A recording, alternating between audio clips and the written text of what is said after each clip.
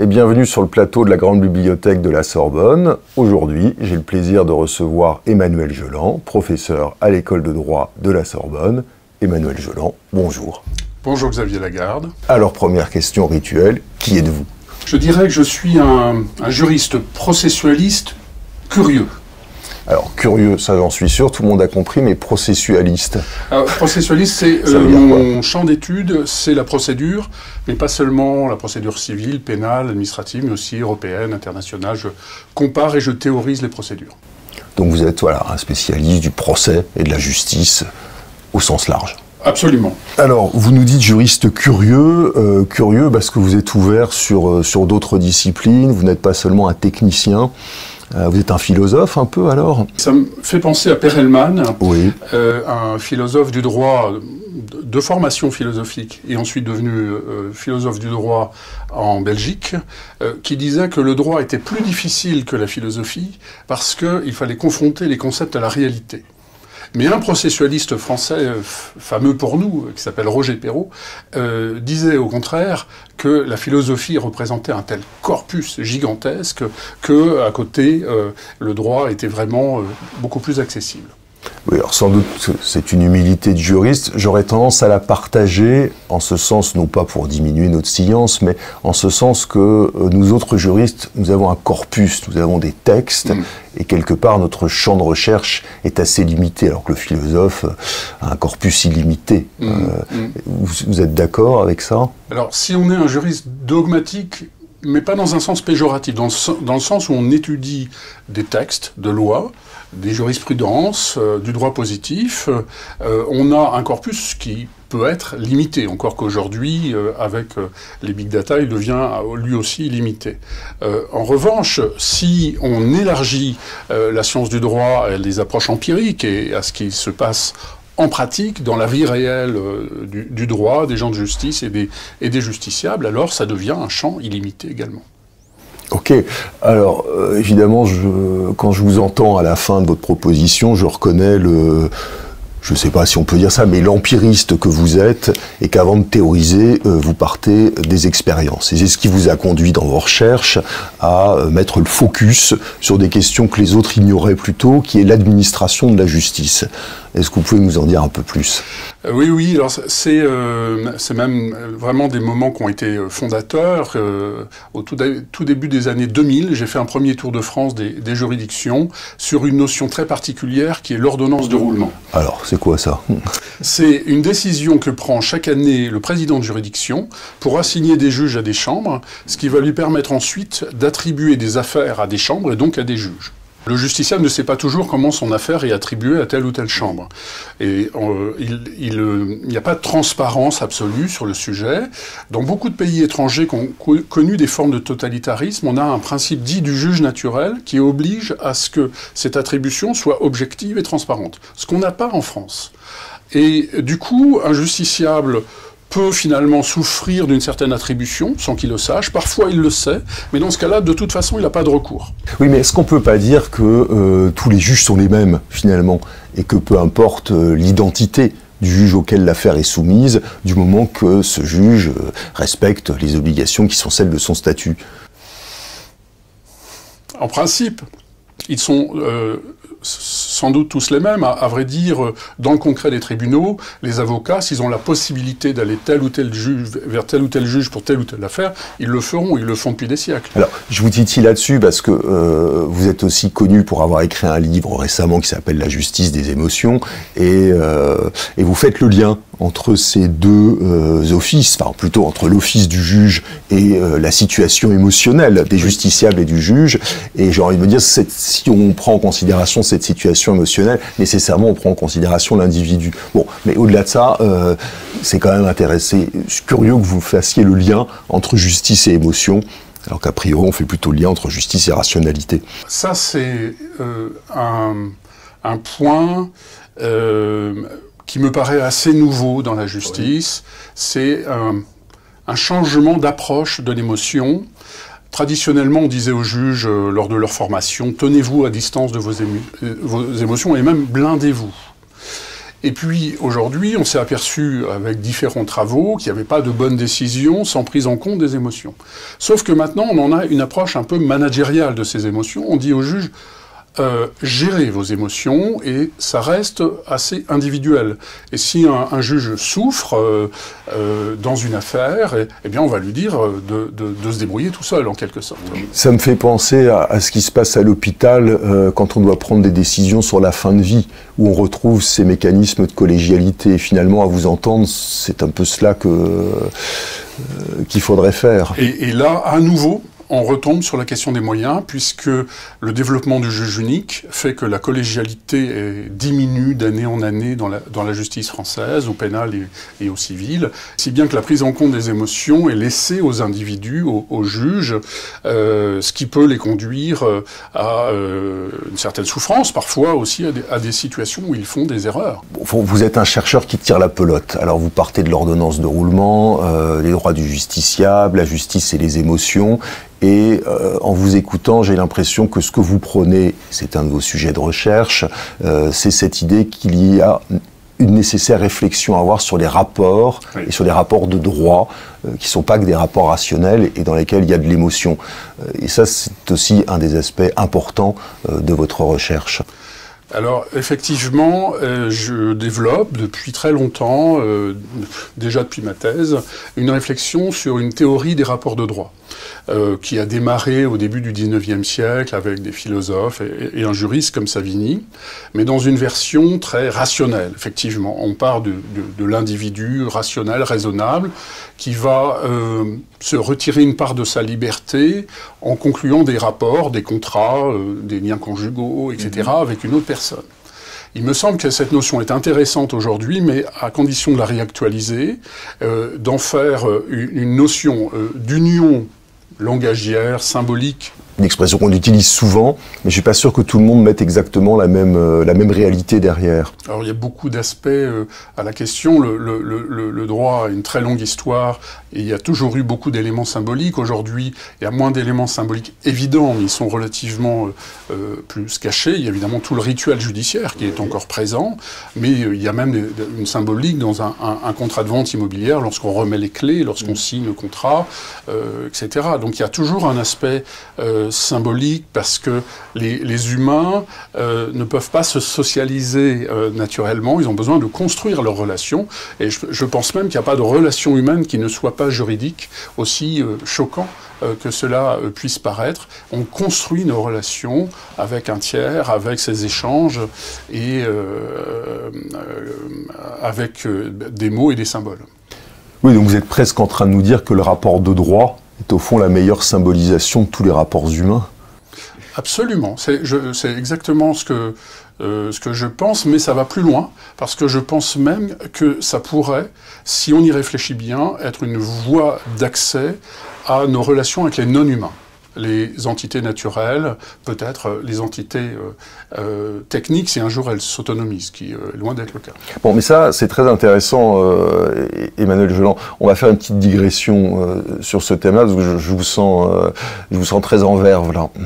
Ben, en fait, aujourd'hui, il y a un grand débat international sur la justice climatique et sur la place des entités naturelles, notamment dans la justice et le droit.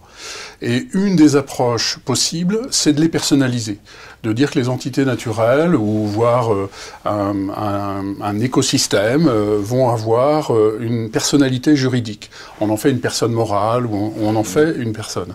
Je ne suis pas sûr qu'on en ait besoin, et par ailleurs, je trouve qu'il y a un paradoxe à vouloir prendre en considération des entités autres, tout en utilisant des techniques anthropomorphique, qui est la notion de personne.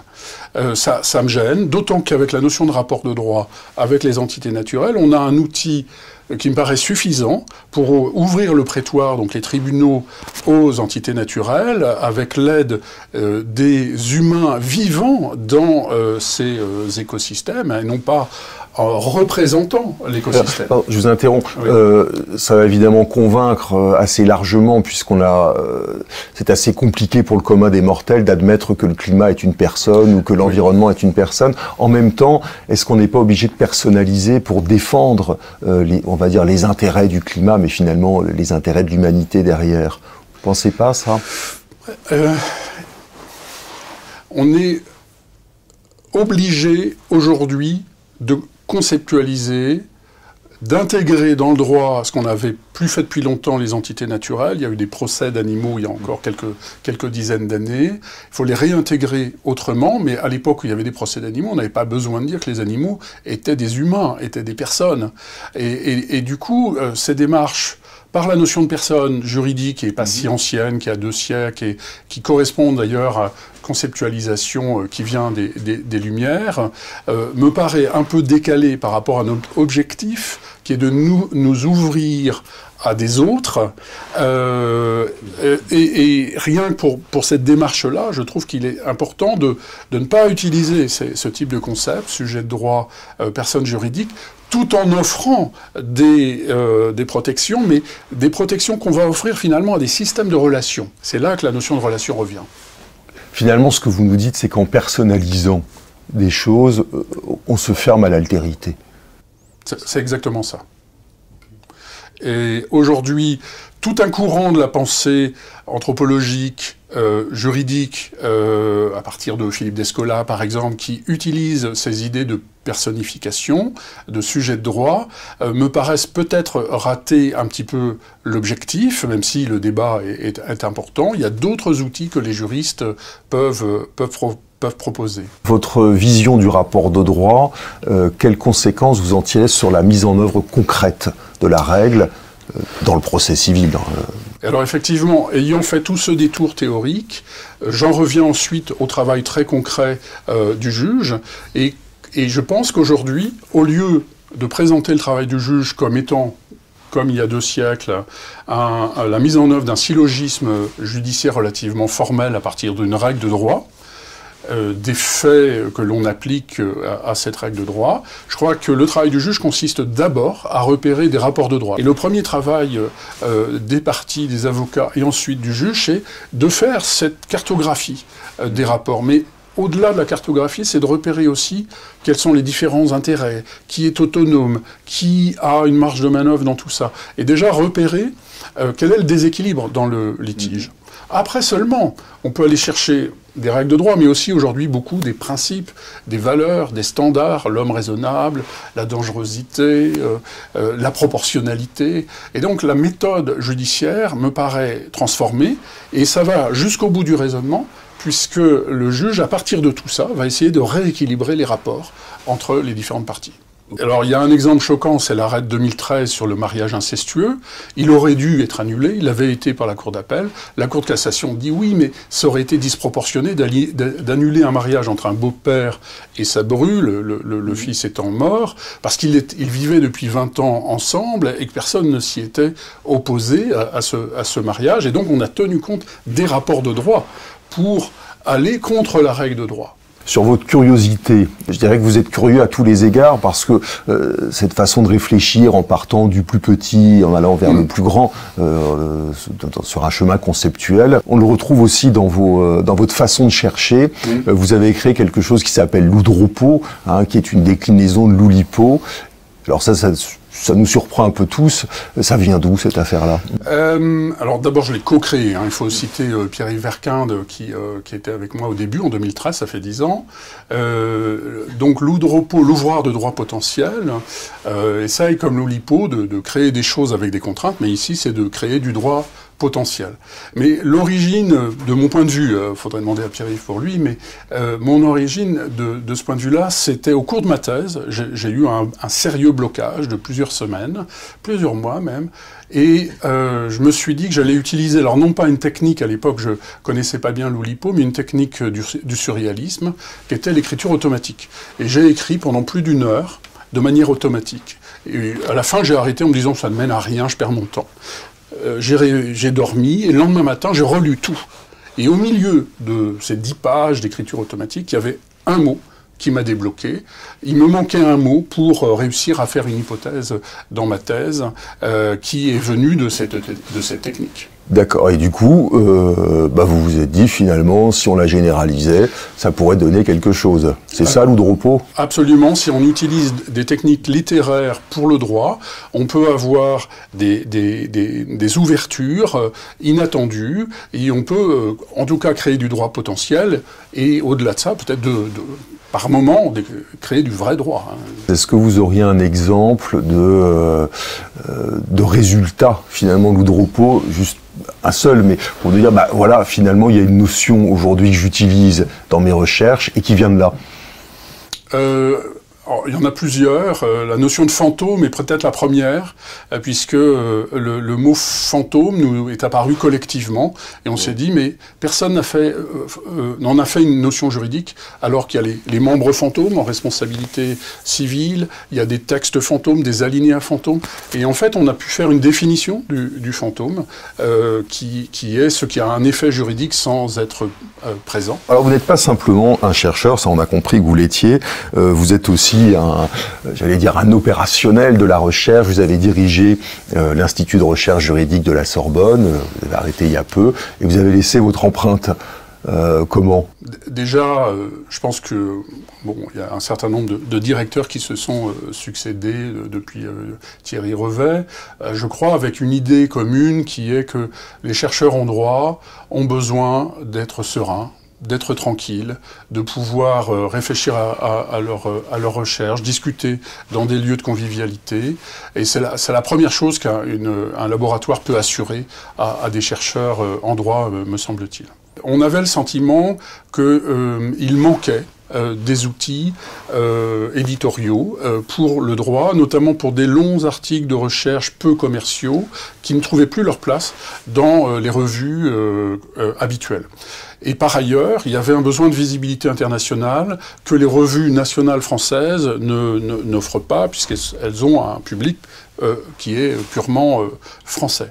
Et du coup, une revue en ligne, gratuite, qui peut être moissonnée de partout, comme on dit aujourd'hui, nous a semblé un outil complémentaire nécessaire. Et du coup, la transition est toute faite, le numérique, parce qu'effectivement, il y a une prise de conscience de l'importance du numérique dans la recherche, et sur le numérique, là aussi, vous avez beaucoup réfléchi. Vraiment, je pars du point de vue, mais qui est le point de vue d'élu, que la technique n'est jamais neutre, et particulièrement en droit. Qu'est-ce qui se passe aujourd'hui, et qu'est-ce qui est en train de se passer ? On n'est pas tous d'accord, il est pas impossible qu'on assiste à un encodage du droit, c'est-à-dire que le droit n'est plus sous forme de code papier, même s'il le reste encore provisoirement.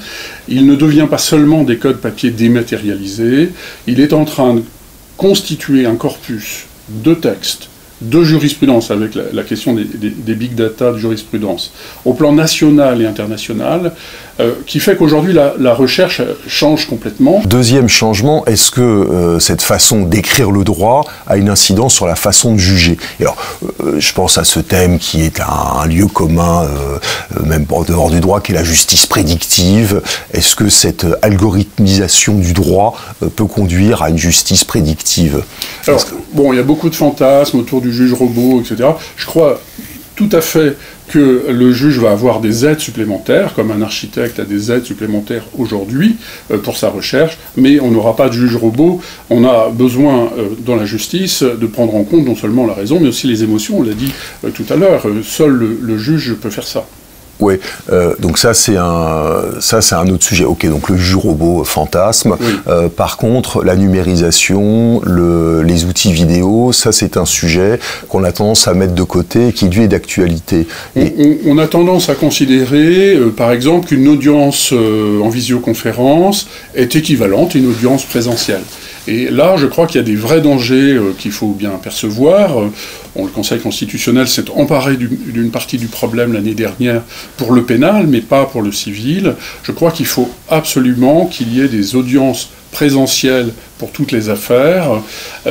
Parfois, les parties et les avocats sont poussés un petit peu à renoncer aux audiences. Je crois que la qualité de la justice implique ces rencontres présentielles au bon moment, certes, où justement vont être prises en compte les émotions dont nous parlions également tout à l'heure. Bon, alors transition, là encore, rien ne change. La recherche se fait à l'université. Est-ce que l'université change? Est-ce qu'elle va disparaître? Comment se porte-t-elle? Quel est votre point de vue là-dessus, vous qui êtes un pur chercheur et un pur universitaire? Alors, l'université française a sans doute un problème de reconnaissance, notamment par les pouvoirs publics. Il y a tout un tas de difficultés. On a parlé de l'hôpital qui ressemble aux difficultés de l'hôpital, ou voire de la justice. Il ne faut quand même pas être dans une approche trop décliniste. Il y a une culture juridique française reconnue dans d'autres pays. Il y a une approche française qu'on partage avec d'autres, mais qui fait que nous participons aujourd'hui à haut niveau à la réflexion sur le droit de demain dans de nombreux colloques internationaux. On a d'autant plus d'impact qu'on arrive avec un positionnement relativement humble, parce que parfois les Français à l'étranger sont perçus de manière arrogante, ce qui n'est pas le cas des universitaires en principe, parce qu'on a justement cette approche de fond qui peut être un bon ambassadeur à l'étranger. Voilà, donc bon, moi je vais le dire parce que vous n'osez pas le dire, mais au fond, vive l'humilité universitaire qui fait rayonner la France, et méfions-nous de l'arrogance des élites administratives qui donnent de nous une image un peu moins avantageuse. Bon, je sais que vous auriez dit les choses de manière plus nuancée, comme vous l'êtes toujours. Mais je n'en pense pas moins. Bon, eh ben Manuel Joland, merci beaucoup. Aujourd'hui s'achève donc cette troisième émission de la Grande Bibliothèque de la Sorbonne. À très bientôt. Merci. Au revoir.